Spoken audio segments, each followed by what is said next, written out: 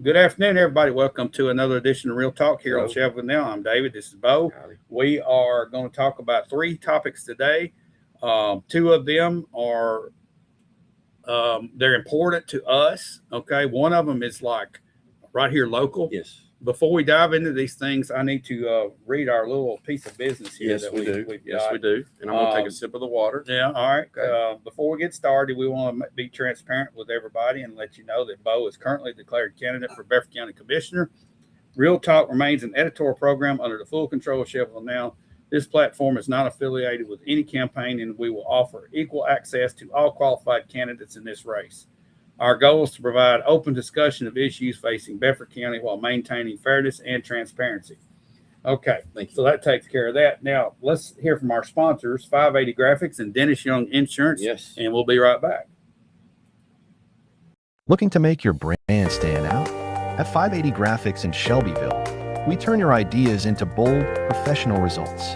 From custom logo design to screen printing, embroidery, vehicle wraps, decals, banners, and signage, we handle it all in-house with precision and fast turnaround. Whether you're a small business, a church group, a sports team, or a growing company, our experienced design team works with you every step of the way to bring a vision to life. We don't just print graphics. We help you get noticed. Exceptional service, eye-catching design, results that speak for themselves. Visit 580 Graphics today and let your brand make a statement. Get the results you want with the personalized service you deserve at Dennis Young Insurance Agency. As a local independent agency, we offer coverage from several different companies, including Erie.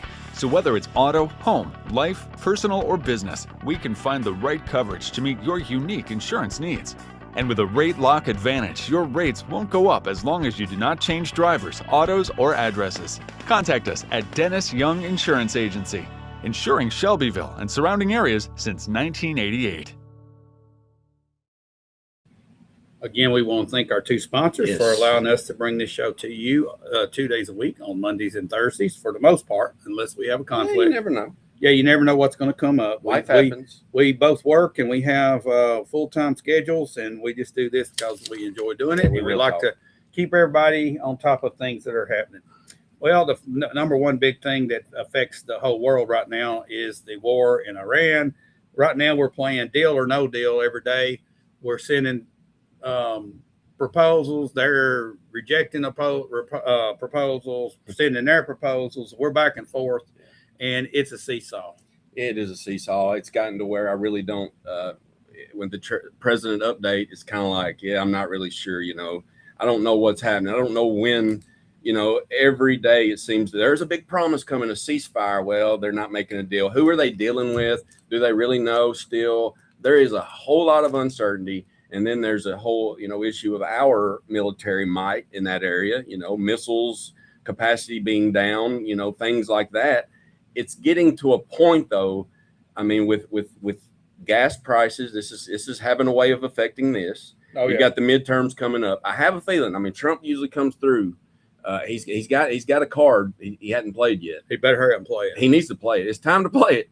But with the instability in that region, with the Ukraine region, I really think though that with the Iran, I think it's just they don't know who they're dealing with. I think the biggest thing is and they're just feeding us a line every few days. But I really still don't think they know who they're dealing with. I don't think they care if it ends or not. I really don't think they care if their people die. They don't. So there's a difference when you're negotiating or trying to negotiate with somebody that don't care if all their country dies or not. It's a They don't mindset care of if they attrition exist. almost. It's like, go Just ahead, keep you on. can't hurt us anymore. Yeah. Well, and honestly, how much have we hurt them? I don't know. Financially, more than anything else. Yeah, I would But say they so. don't care. I would say so, and they don't care. And look, another generation that's going to hate the people that bombed them. I mean, that's what's going to happen there, and that's the sad truth. But Breeding ground from terrorism, right there. Again. It very possibly could be, but the situation at hand, I don't see any end. I mean, like I said, there's always every day. It's like there's a hope, but I don't know. There's going to be more. I don't think you're going to see us start throwing missiles and dropping bombs on them again like we started out. We can't sustain it. We got to keep. We can't put ourselves vulnerable. No, we cannot. So you've got there's some ships that are headed from Europe to come and help try to manage the Strait of Hormuz. Right. If we can get the flow, keep the blockade up for all the Iranian tankers, keep that blockade, but open up things for everybody else, Trump will take that win and say it's over. It's going to take a strategic move like that, though. And with those on the way, you're hoping it's time to show the might. Look, it's time actually for some countries to unify, which they're not doing. No. But if we're the mighty, then it's time to go in and take some names and whip some, Are we as strong as we think we are? Well, I say we show them right now. Can we? It's the time to we show. We showed them for 2 weeks. When I'm hearing that our missile supply is in short supply. We're about half. I think we used up half of our stockpiles unloading on them. And that's not good. I know half sounds like 2 a weeks. lot, but 2 weeks. So, there's a whole lot to this issue, and I hope and pray that it comes to an end very soon. Not just for the economic situation and the gas prices. Of course, I want that to go down. Well, that's going to, but just for the unstable. That hits home hard. Oh, yes. And Trump is now talking about trying to put a gas tax elimination nationwide on the current federal gas taxes. That bring us down. I don't know what it is, probably 30 cents. That'll help a little, but that didn't stop the price of everything else going up. No, too. When you're having to spend more than $100 or $120 to fill your tank up. Man, you must have a big tank, Bo. Yeah, 22 gallons it fits in there. That'll wear you out right there. It'll wear you out quick. And so you just try to keep it full. The next thing I want to talk about, Bo, is GM is laying off 600 of their IT workers. They made that announcement today. And, Bo, reckon what's caused that? Well, I would say that it starts with an A and ends with an I. I bet you're correct. And, guys, I just want to talk about AI for a second. And I just wonder how many people out there watching have played around with ChatGPT or Gemini or some of the free versions of this stuff and looked at what it's capable of. Oh, it has awesome capabilities. It has a lot of great capabilities, and it has a lot of nefarious capabilities, just like anything you put in human hands. But if I get for a second to the business aspect of this, as an appraiser, I'm able to use it in certain areas to come up with information. I'm able to utilize that tool. I think of it as a tool, because if you don't utilize the tool, especially a powerful tool, the tool will overtake you. Let's look at this, Bo. Let's just say as an appraiser, you can triple your production capabilities. So that means there's going to be less people needing those jobs. If you can triple your output now, you could pretty much dominate Bedford County with that tool. Yes, you could. Okay, that means everybody sinks as far as the number of people doing it. Right, and that wouldn't happen.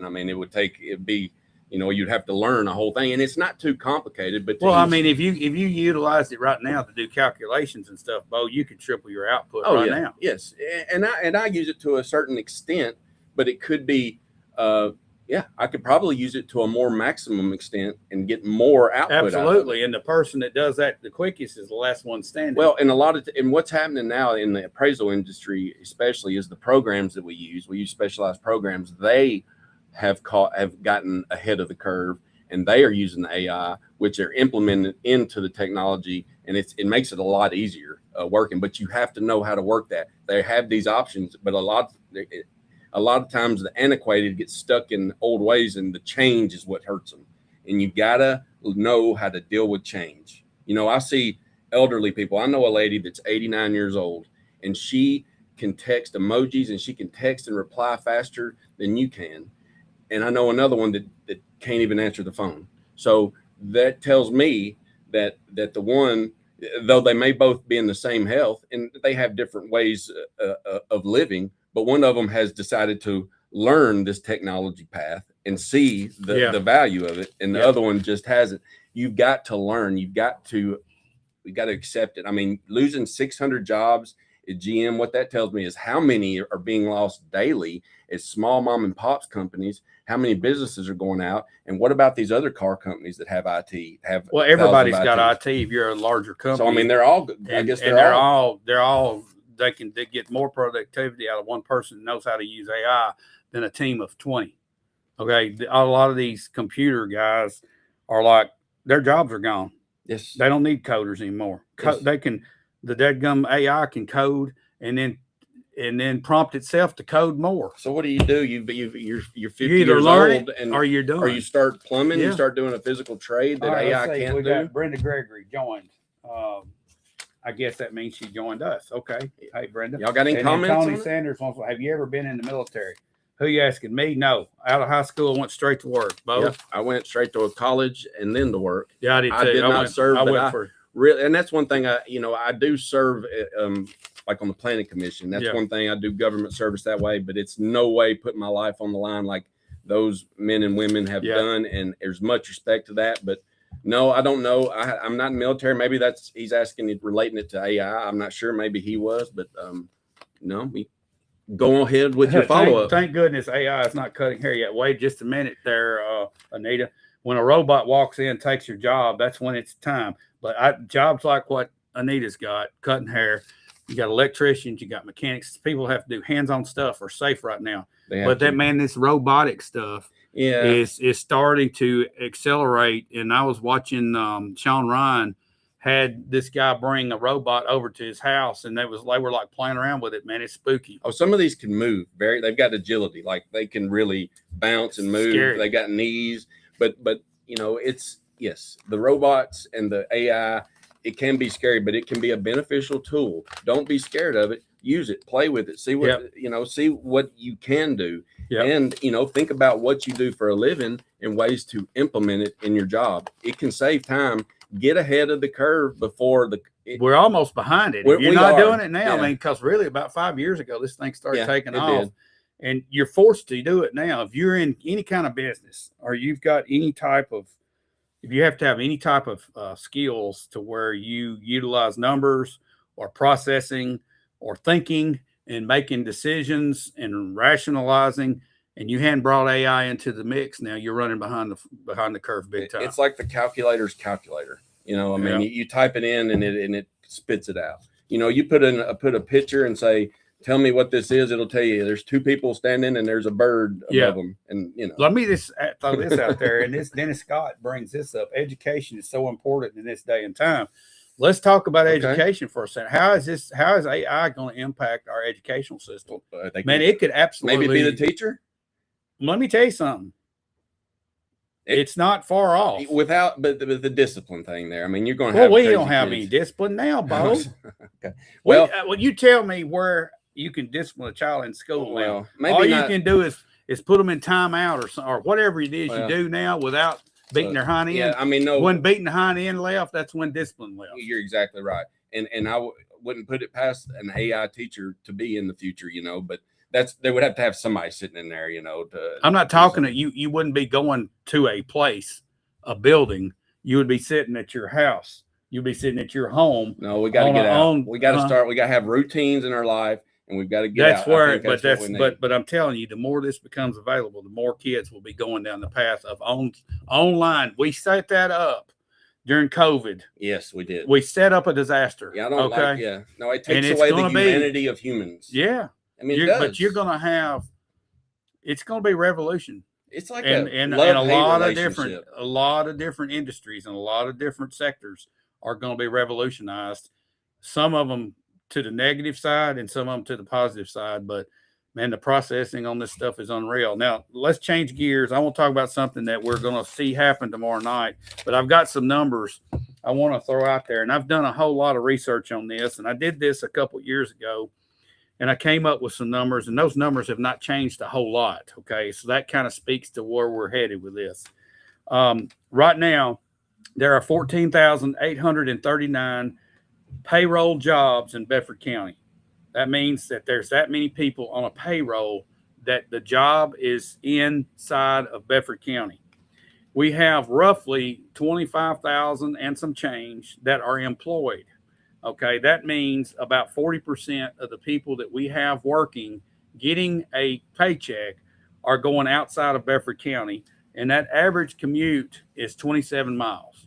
Okay, those are just some numbers to look at. That kind of tells you a lot in Murfreesboro. Our average job in Bedford County pays $17.56 per hour. Now that's average. That's the job. You got to take. If the business is in Bedford County, right? If a business, this is the job in Bedford County, 1756. If you take the whole list of them, and you take the number of them divided by the total number of what people get, it's $17.56 an hour.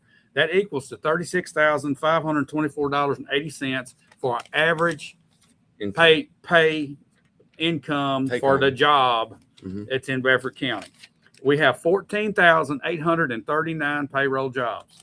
And how many people do we have that's working? 25,000 working individuals.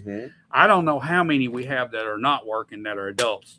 I say that number's big, but the the unemployment numbers you get is a fairy tale. Yeah. It's not even close. No, it's not. It's in the hundreds, and there's no way that could be accurate. You've got what you got in these numbers that are left, or you got children, you've got those that don't have a job, and you've got elderly, right? Yep. I mean, those are the unaccounted for that well, you got kids. We probably got 12 to 13,000, maybe even more, that are under the age of 18 that are in school. Right. Some of those have part-time jobs. That's not figured. This is a considered a 40-hour work week. Okay. Or 32-hour work week, whatever's considered a full work week for those jobs. All right. So my point to this is our average income is $36,524.80 per worker, average. So there's a bunch of people that are making less than that. The whole point being Bedford County is not on the high end of the income level. Okay. It's always been that way, and it's that way today. Yes. All right. My point and where we're headed with this, we have so many seniors right now that have come out of jobs like that don't have huge pensions. Right. Okay. They're living on their Social Security income and what they were able to save on their own, because most of the jobs that we have right here that we're looking at and in history do not have the big pensions. All right. Unless you're a government employee or something. Right. You don't, or a teacher that had a retirement plan. Okay. So you've got this situation coming tomorrow night in front of our county commission where the senior tax freeze will it's supposed to be voted on. Yes. Okay. They're going to bring it to the floor. It's on the agenda. The numbers say that 500 to 700 senior adults properties that are owned by senior adults making $43,000 or less, roughly, I don't know the exact number, Josh has got that, will have an opportunity to lock in their current amount that they pay on their property taxes. What this does, it's like an insurance policy. We know it's not going to go above that. Right. All right, we're not getting a raise, okay? No. There might be a cost of living raise on your Social Security at some point. Maybe each year it gets adjusted a tiny bit. But for the main part, if you're under 43,000, this is going to freeze it in. It's going to give you a peace of mind that if you're that age and you qualify, you know your property taxes are not going to run away with you. You're still paying property taxes. Still paying. Let's be clear here. You're just getting a freeze, and that freeze will be rechecked. The qualifications will be rechecked every year. Every year they'll have to verify so that everyone is qualified. There may be once more. those get in the system, that should be a pretty easy process. It should be, but you know, the workload I think on the front end is going to be, the way they say, is kind of the cost there, and maybe the cost that they're saying won't be long term. And you're looking at 500 or 700 people. Yeah. I don't know how long it takes to do it. Probably an hour a piece. Yeah, I don't know. I haven't done it, but I do know that I've heard the number of it'll cost probably around $150,000. That's stretching it. That is stretching. Well, look, with these lawyer fees, with this lawsuit going on between city and county, I think they've spent over $1 million. This seems like a drop in a bucket to help some of our most vulnerable citizens. I know. And it's being argued over. I know. All right. So our poll that we put out about 3 weeks ago is 94% are for this property freeze getting voted in, 6% against. Okay. I think the people have spoke. You want to know how many people took the poll? Between 1,500 and 1,600 people took the poll. I would say put that poll on if they could do it on paper on the main street there, you would probably get the same. You get the same number. That's a good cross section. Anybody you talk to, you do. I mean, okay. Anita says the public is welcome to attend tomorrow night at 7 p.m. second floor of the courthouse. the historic courthouse on the square.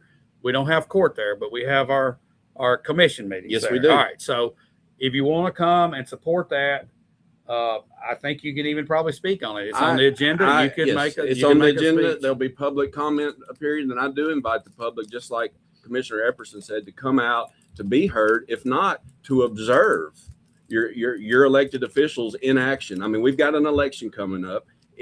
Just go and observe. But this is our duty, and it's something you have a right to do. I've talked to a lot of people who really haven't been involved in government much or around public policy, and they didn't know that they could attend, and and it's unbelievable. But you can attend. These are your elected officials. You can representatives.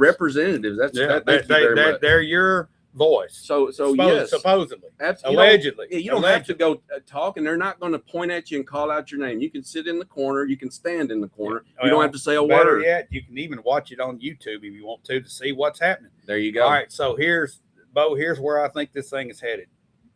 This is my prediction. There will be an attempt to delay this vote. There will be an attempt in the guise of sending it back to a committee, probably finance, for further study. And this is where the game gets played, and this is where the political games and the hay is made. After that, the reading off of the agenda comes, at that item is read, there will be an immediate, you'll hear some noise immediately. Probably. If this gets to a vote of where it's yay or nay, I'm going to say it overwhelmingly passes, okay? Because you got 94% of Bedford County that wants it done. Yes. Okay? And if there's a commissioner sitting there that votes against this, it's not good for them. No, well, you're telling them that you don't want to give the seniors a break, even though, yes, we do have an option in Bedford County right now. There are tax relief options, but this is. But overall, well, you can't say that that's going to be here from now on. This freeze can be there until it's voted off. That's right. All right, but the state might not offer that aid down the road. There's no guarantee. That's what the detractors will say, and I just think that it's great to have both. And the work. Let's talk about the work that's been put in so far. Yes, it came from Josh Blevins and Eric Maddox, but there has been a committee set up. This issue has been thoroughly vetted. I attended one of those meetings. They record. I think they were maybe online, or Josh might have recorded them. This has been a vetted issue. They've had the state come down. They've talked about it. The questions have been asked and answered back and forth. It's gone through committee. It's gone through the rules committee. It's gone to the financial committee. It's time to hammer it out and have a vote tomorrow night at 7 p.m. at the courthouse. All right. Jordan Malone's here. She's saying the feedback I'm getting during voter outreach is the lack of information coming to folks who don't use social media. Unfortunately, social media is where everything is getting posted. Hey, Jordan, you're exactly right, because I don't have a Facebook page, and I did create one for my campaign, and I'm in the dark a lot of the times. But you're right about that. We used to depend on the paper, and that was where it's at. Now the paper doesn't have the information you want, or it's just printed once a week. So by the time you get a newspaper, it's over. Yes, okay, it's over. You're living in the past. People are having a hard time finding information. Folks are really upset right now when they talk to me. Can we get information going out in another way to help them know that the updates are on the what the updates are on the tax freeze?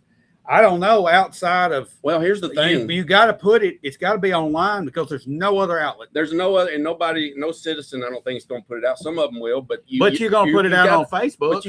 But you got representatives that maybe need to start having a mail list. I mean, that's something you could ask your representation right now. Say, look, I don't know what's going on. Can you come up with a newsletter that's not electronic, something I can hold my hand? And that costs money. Somebody's got to pay for it. It does, but information for the constituents is important. Here's the thing: when somebody's going down the wrong path, we have to have a conversation with them and explain to them. And she goes on to talk about the update on the tax freeze is it gets voted or gets sent back to a committee tomorrow night. Tomorrow night, right? 7 p.m. Also, the assessments, no one understands how it works, and folks are responding to me like they're about to lose their homes immediately. Listen, Jordan, I'm a real estate appraiser. I'm getting calls every day about the value. They don't understand it. We've done 3 or 4 shows on it. The property assessor talks about it. I don't know if you could put the information in their hands, if they could understand it, but what I will encourage you to do is to learn, and you're reaching out to the people. and try to lead them in the right direction. I mean, you can tell them to go to the, to get whatever information they can, because it's hard. All right. Here's the next question. How can we help folks who don't watch this show or get on Facebook?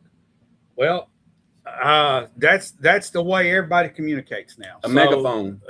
The only other thing I know to do, I mean, there's no other place to go. No, there is no other place, because you can go to the county website and you'll see the actual agenda, but it don't go into details. Yeah, you got. And honestly, our government is set up by design that if you want to know what's going on, you got to dig and find it. Yes. Because they're not going to lay it out on the table for you to see. It's just the way it is, from top to bottom. Yes. And the further up you go, the harder it is. Washington, D.C. is the most corrupt place on the planet, and I'm going to echo Tim Burchett's sentiment. It's a sewer. It's a sewer. All right, we start at the sewer and we filter our way down. We have all of our commissioners would explain this to somebody if they would contact them. They need to find out, first of all, who their city representative is, their city council member, if they live in the city limits. And then they also, if they live in the city limits, need to know who their county commissioner is. You got a county commissioner. And they got phone numbers listed on the websites. And that's the time where you call. When you want to know something, you call. And if your county commissioner or your city councilman does not know enough to tell you, they need to be voted out first. And there's an election coming for that. Okay.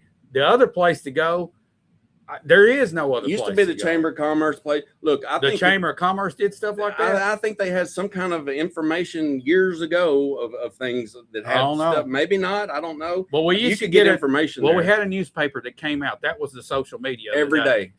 You got, now that's gone. Okay. Social media is it. So unfortunately, the people that don't. It's up to us. It's up to us to help them. It's up to you, me, and we've got to just try to do our best, and maybe we can come up with an idea for an information where that's physical, or all the information is. But you're exactly right. I feel the sentiment there.